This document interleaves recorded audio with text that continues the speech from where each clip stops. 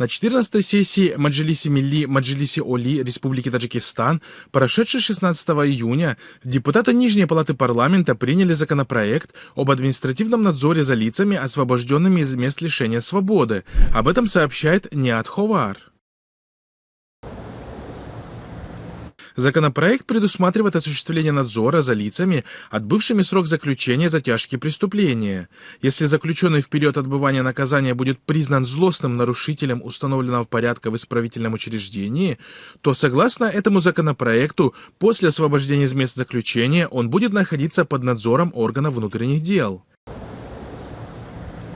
Примечательно, что, по сути, такой надзор за отбывшими срок заключения политическими и религиозными активистами уже де-факто осуществляется в Таджикистане в течение многих лет и без принятия этого закона.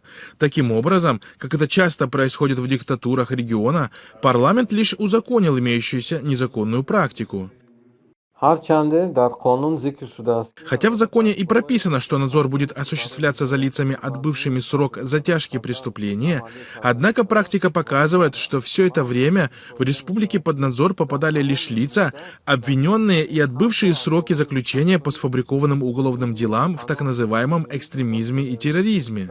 Это обычно соблюдающие религию молодые люди, критики режима, активисты, независимые журналисты и блогеры, а также независимые проповедники. Нахождение таких людей под строгим надзором, вплоть до запрета на выезд из страны, очень выгодно силовым структурам. В любой момент для поднятия показателей раскрываемости силовики фабрикуют новое уголовное дело и отправляют человека за решетку, считает таджикский блогер Абдулла Аббосов.